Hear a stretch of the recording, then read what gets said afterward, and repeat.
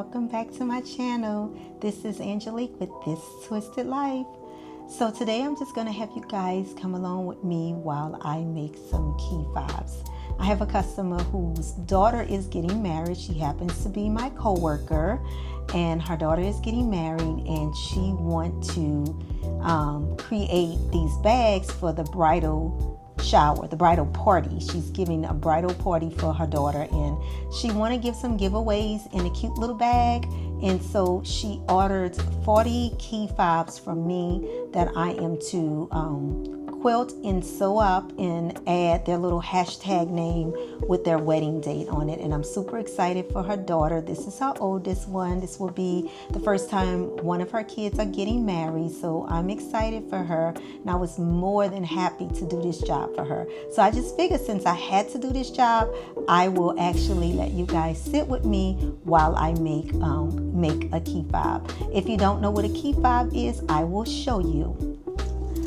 So these are key fobs. These are the kind of key fobs that I'm making. They're quilted. What I like about these is they're nice and sturdy. I make them with pom-poms like this, or just plain like this.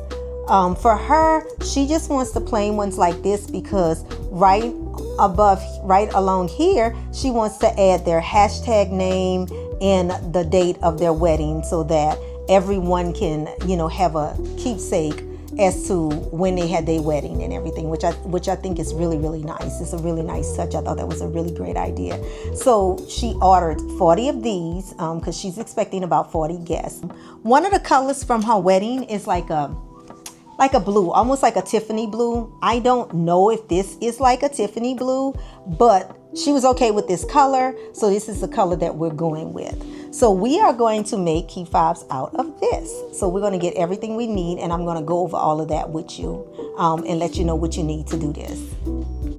Okay, so key fobs is one of those things where everybody have their own little special way of how they do it. So there's no right or wrong way to do it. It's just simply the way that works for you. So for me, I like to use this in the inside of mine. This is a fusible fleece, and it's a one-sided fusible fleece because this does come in double sides, but we're going to use the one-sided fusible fleece for this project.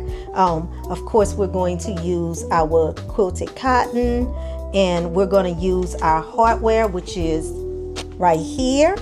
This is what we're going to use to put on the end, and you'll need one of these tools right here to be able to put this on. Now, I picked this set up from Amazon. It came with a bunch of these and this, so that's where I got mine from, and it's not expensive. I can't remember what I paid for it, but I know the combination was not expensive. And actually, I purchased these separate this time because the ones that came with this, I had already used all of those and made key fobs out of all of those. So, and I think it came with like 50 of them or 40 of them, one or the other. So I had already used all of those up and made those. So, since I had the pliers, I didn't need to get the pliers again. So I only ordered some of these. So you'll need your little hardware, and you'll need this. You'll also need a sewing machine. So today we will be using my Singer patchwork quilt. I'll show you what that looks like. So this is my Singer patchwork quilt. I absolutely love this machine. It is a quilting machine first, but it does also sew. It comes with a lot of bells and whistles to it. I absolutely love this machine. This was my very first quilting machine. Actually, this is my only quilting machine because I just started quilting. But yeah, this machine is everything to me. As a matter of fact, since I've gotten this quilted machine, I hardly ever use my heavy duty sewing machine because I can sew on this as well. So this is what we'll be using today. Also, we're going to be using a quilting rod that came, and I don't know if that's what you call it. That's what I call it. It's a quilting guiding rod because that's what it looks like to me. I'll come in and let you guys see what that is. We'll get you in closer so you can see what that is. So that is, let's see how I can get you guys in. There it is. This little rod right here. Get you in focus. This is a quilting rod. And what that does, it allows you to create your quilting lines with no problem. So I only have to draw like one line, and then from that one line, I'll be able to get all my quilting lines like I want to. This project doesn't cause for a whole lot of quilting, so I don't even know if I'll actually need to use that today. I don't think I've used that in the past for making the key fobs, but it is nice to have it. So really glad to have that on there. So may or may not be using that. Yeah, and pretty much my thread, I matched my thread up to match the fabric that I'm using. So I had this blue here, so I figured that blue would work just fine. So that's the blue that we're going to use. I actually have that at the top there, and I also have it down. Let's see if I could get you down into the bobbin well. So I have it down here in the bobbin well as well. So that will be our top thread and our bottom thread. Let's see, you also need a pair of scissors. So I'll be using my little scissors right here. I love these. These are also by Singer. So I'll be using these as well. And pretty much that's all it takes to make this project. So now that you know everything that we're going to use, we are going to make this project. And there's one more thing I forgot to tell you that you're going to need that's very important is an iron. So I'm going to just use my little small iron here. I'm just going to use my heat press table to actually iron on, since this is a small project, but you will need an iron for this because you'll need that to actually put fusible fleece on with, as well as make your folds to actually fold in to make the key fob. So here we go. Okay, you guys, my little sewing area is so tight. I cannot wait to get my shed in the back fixed up to be able to sew in there. Cannot wait, because right now I've taken over our dining room and I just have stuff everywhere. So anyway, this strip, by the way, is 5 inches going across, and then we're going to do 10 inches going down, and we're going to cut it there. So 5 inches that way, 10 inches this. Actually, we're going to go from this side here because it's easier for me to cut this way. And we're going to go down to the 10. Just right here. And I like to use this as my cutter because it just works really good. I'm able to just sit it where I need it at on my tin right here and just line things up. I mean, you can use scissors to do this. You can use a rotary cutter, which this pretty much is a rotary cutter.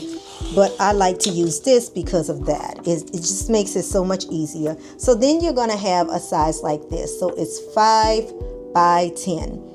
And I like that size because I feel like it gives enough space on your wrist where it's not just falling out. Like I tried doing it 5 by 12, but I found that the loop for the wrist was just way too big, and it could slide off your wrist very, very easy that way. And I didn't want it. I wanted it to have some sort of resistance. So that's why I decided to start doing them 5 by 10. But you pretty much can make this in whatever size you want to. I just choose to use 5 by 10 because 5 by 10 works for me. Now that you have your piece cut out, we now have to cut out the 10 inches of interfacing, and that is actually going to be 10 inches by 1 inch. So we're going to put that on the side, and we're going to grab this, and we're going to cut this 10 by 1 inch. Go this way with it. I guess this way is fine because I'm still going to have some left over. So we're first going to cut it this way to get our 10 inches. Making sure that everything is nice and lined up.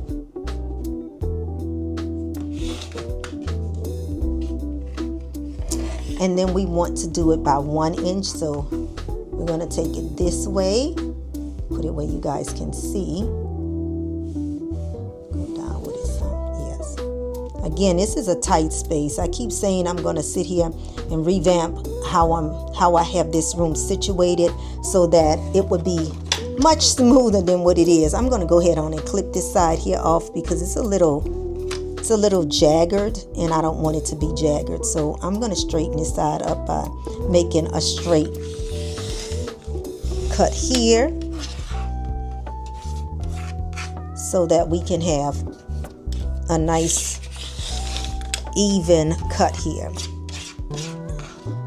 And then I'm going to go one here. That way it's nice and even. Again, this is one of the tools that I love this cutter. I do have rotary cutters, but this one just works so good to me. And there we have it right here. And if you've never used fusible fleece, if you're new to this, it has two sides. It has a nice fuzzy side on this side, but when you feel on the back, you feel like these little bumps, these little lumps. Those lumps is the adhesive to make it stick to the fabric. So now we're going to go over to the ironing board and we are going to iron this onto that blue fabric that we just sewed. That we just cut. All right, so we're over here at my ironing station, my makeshift ironing station, because I refuse to pull out the big heavy hitter. I just refuse to pull out that whole ironing board and all. So first thing I'm gonna do is iron this fabric out and get out all the wrinkles.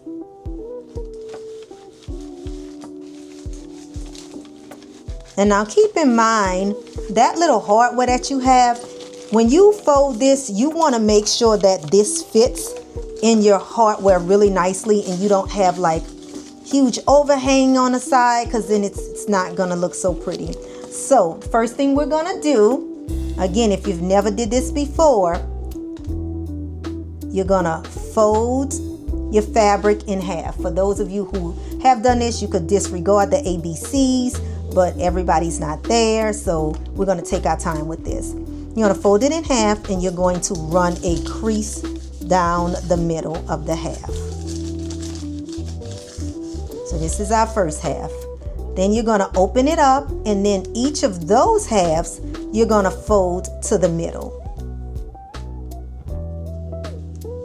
I'm not going to fold it all the way in.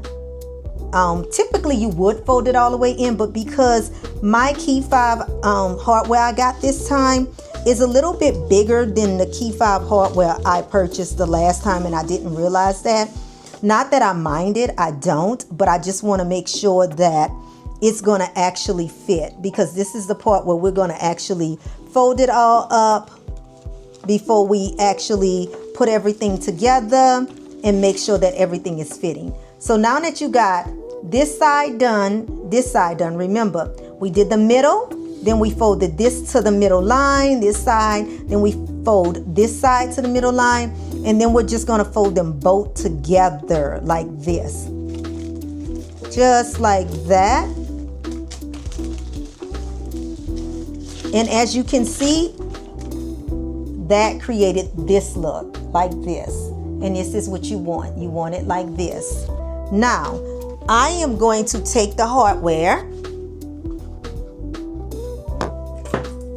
this hardware right here, the hardware right here, and I'm going to push it here just to see if I like the way it looks. I want to make sure it's not going to poke out a whole lot, because if it pokes out a whole lot, it's going to eventually get a little raggedy. So for me, I feel like it can go in just a smidget more. So I'm going to move this and I'm going to pull one side in just a little bit more. So more to the middle line. Again, this is when you want to do all of this, because once it's all said and done and the fusible fleece is on, it'll be too late to make any adjustments. So now we did it like that, and we're going to fold it again. making it just a little bit smaller.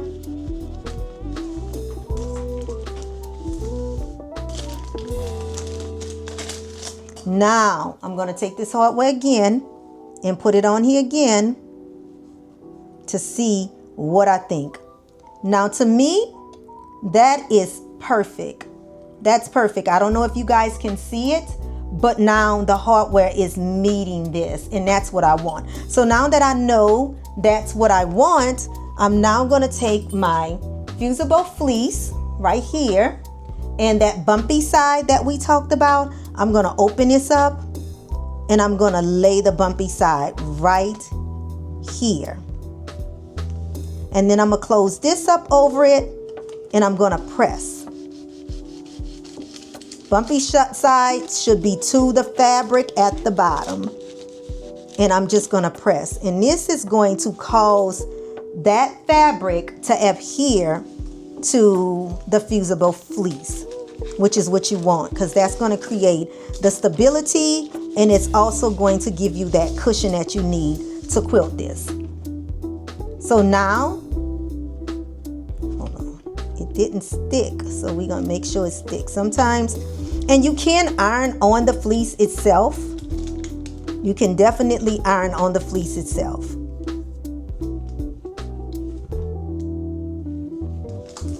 So we're going to press it on there. You can also use a little bit of steam. I don't have any water in this iron right now, so I don't have any steam for it, but steam also helps to make this stick. But we're just going to hold it there for a few minutes, because again, the goal is to get it to stick. And see, now it's stuck on there, and that's what we want. So then we're going to fold this over like we said, like we talked about. We're going to fold this one over, and then we're going to fold the entire thing over. And we're going to iron it.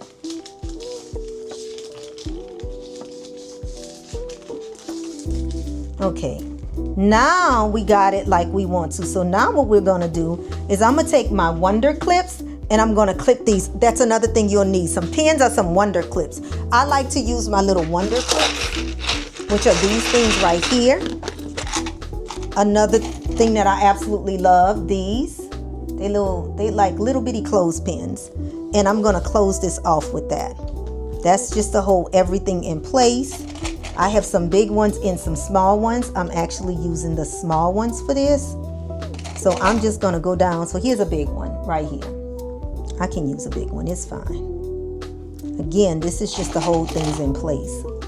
No, you know what? I take that back. Let me get the small ones. Those big ones are going to be bulky and in my way. This project is too small for those. And you just use however many of these you feel like you need. There's no such thing as too many clips or too little clips. It's whatever you feel comfortable with.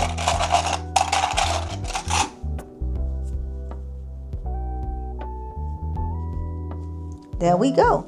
Now we are all clipped in place. So the next thing that we're going to do is we're going to take our clipped item over to the sewing machine, to the quilting machine.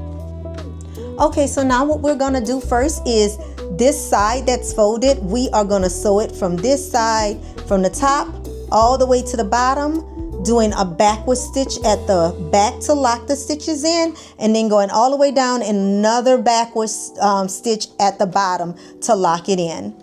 So we're going to start there. And I just kind of line this up with my presser foot right, I don't know if you can see me, right around this area here. I don't know what that is. To be honest, I don't know exactly what that is, because I am a self-taught sewer, so it's just right at the foot. Like my foot is lined up with the end of this fabric is lined up with this foot right here. Let me see if I can point to it.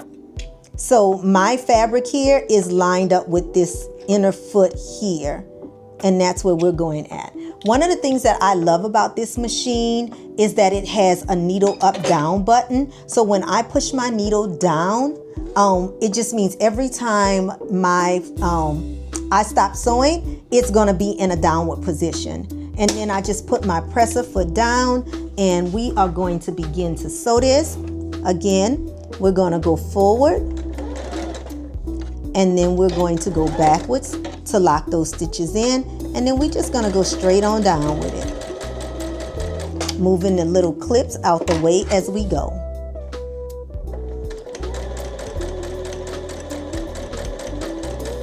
And we're just gonna keep all of this nice and even. I'm just gonna take them off because I don't need to have them on to do this.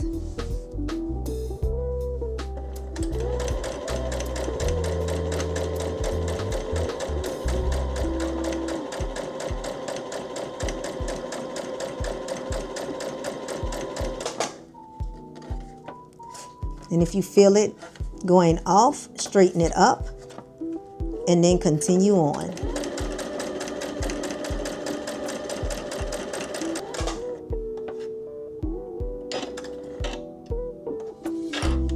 Now we're going to turn it to the side, and now we're going to run it this way.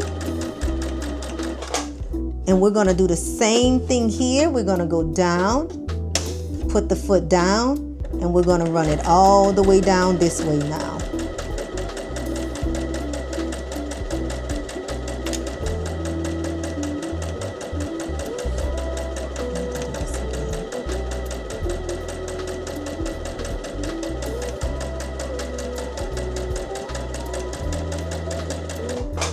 And again, we're going to stop, pop it up, and go across, and go back, lift it up, pull my needle up. Now,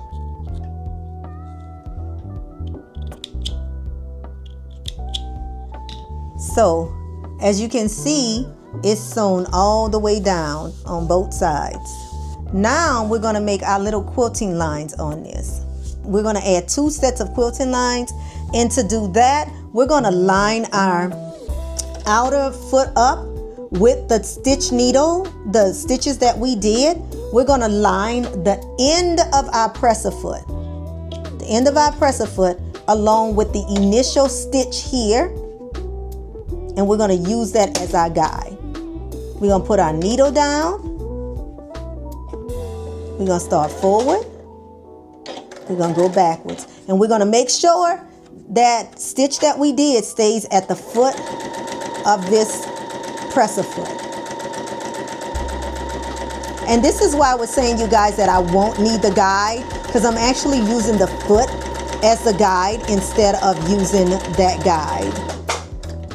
Now we're at the bottom of it, and we're going to go back. Bring it up. Now you could just kind of keep going, spin it to the side, and just take it from the side and go again, but I'm actually just going to cut off all of these extra threads just to get it out the way now. And now we're going to do the exact same thing to this side.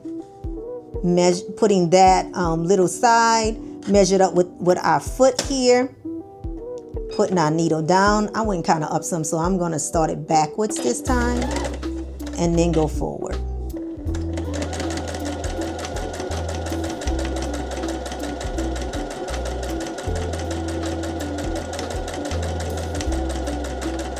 And you go however fast or slow you feel comfortable going, because this is not a race. So whatever you feel comfortable going, the speed you feel comfortable going, that's the speed you should go. And we're going to take it off. And we're going to cut off all these extra little threads.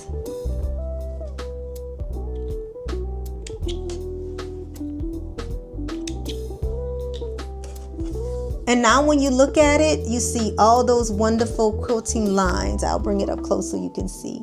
See all those fabulous quilting lines on there? That's what we wanted. Can you see them? That's what we wanted. Just like that. That's what we wanted. So now we're going to take these 2 ends and we're going to, well, you pick which side you like the best. I like this side the best. Yeah, I think They puff up more on this side though. I think I like that they puff up on that side. So we'll use this side. So this is gonna be our outer side. And now we're gonna take these two ends. And what I like to do is get my scissors. And see how all of this is just, to me, all of this here is just a little raggedy. So I'm gonna clip that off because I don't want that on there. So I'm just gonna clip all of that off. There we go. Now, if you have some no frill glue, you can add no frill glue at the bottom of this. You could take a lighter and you can burn the ends however you want to do it. Remember, those ends are going to get lost in the project, so you don't need to worry about them too much. So now that I have those off, I'm going to fold it in half and I'm going to put it under my machine, lining it up again with the foot. Put my needle down backwards to lock the stitches in, forward, and I'm going to go back again all the way through, just simply because this is going to get a lot of stress on it, and so you kind of want it to be locked in there. And it doesn't have to be perfect. This part doesn't have to be perfect because, again, all of that's going to get lost in the little hardware, so you don't need to stress over that. It's not that serious. So now it looks like this. That's your little loop for your wrist right there. And see how it just goes in your wrist? It goes in your wrist and it has some resistance. So now that we got that, now we're going to add the hardware. So this is where we take the hardware. Now this is how I like to put my hardware on. I like to get my pliers and I like to squeeze this down some. So I'm actually going to scoot the little ring, make sure it's over to the side. And I'm going to make sure that this is touching the back of this. So the ring is here. Like, some people take these rings off, but if you push them to the side like this, they won't get in your way. You'll be fine. And I'm going to close it up a little, about right there. Now, while I still have it in here, I'm going to insert this in there. So this thing have little teeth. The teeth is what is going to grab this and keep this in place. So you want to make sure that it's all in place. So this is what you want. See how it looks now? It's completely in there. And so then you're just going to squeeze really hard. Now what I like to typically do is I go on the edges and I squeeze some more on each side to ensure that those prongs are locked in and that they're not coming out. Turn it over and I'm gonna do the same thing. Push it in. I'm gonna squeeze, catch my sides, and there you have it. And just like that, we have a key fob. Again, on your wrist, you place your keys here. Everything is handy dandy. And that was such a simple, quick project. It took no time at all to do this. You can use scrap fabric, which is really, really great about this. The hardware is very inexpensive on these, and it's a great way to add this to what you're selling if you make things to sell. They're also great if you do markets, if you just want to give them away as gifts, or if you want to make them for an event and you want to give them out as giveaways. They're very, very easy to make. I think I made like 40 of these in like maybe 3 hours, I think it was, cutting everything out and getting it all together. So it's not a very long project at all, and it turns out really nice. Now I'm going to get some vinyl, which I'm not going to do today because my Cricut it needs to be fixed. So I haven't had it fixed yet. So I'll be using the Cricut at my sister's house. So I won't get that done today. My sister's my business partner. So our other Cricuts are at her house. So we are going to get some pearl glitter vinyl. And this is where we're going to put the hashtag in their name that they go by. And then on the other side, we'll put the year, the date and the year that they got married. So these are really, really cute and really, really simple to make. I hope you guys enjoy making these. Okay, you guys, thank you for sticking around with me and staying with me while we made this little key fob. If you guys give it a try, definitely please show me pictures. I would love to see what you are making with them. I make, like I said, little wallets to go with this. I make little iPad holders. I make little pouches to go with this, little makeup, cosmetic bags to go with it, book sleeves. There's so many things that you can do, and you can use all sorts of fun fabric. Like, as a matter of fact, I have this fabric right here that I am making like a whole iPad holder with it, one of these, and a wallet to go with this because someone wanted that. So that's what I'm using, this fabric here. That's what this is out for. And I think I will actually do this on camera when I do it, because I think some of you guys might be interested in seeing that. I just think you guys might want to see how we do that. So yeah, so again, this is a very fun project. I'm glad you guys stuck around with me.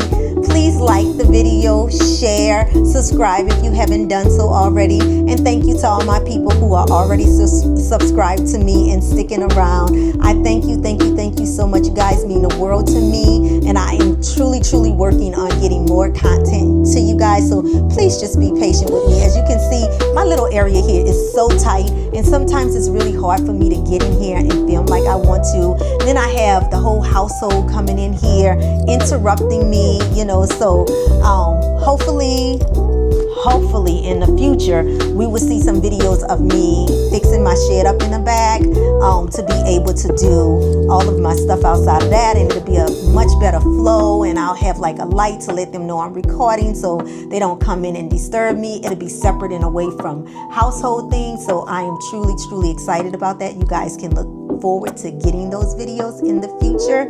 And yeah, thanks again. I'll see you guys on the next video. Bye.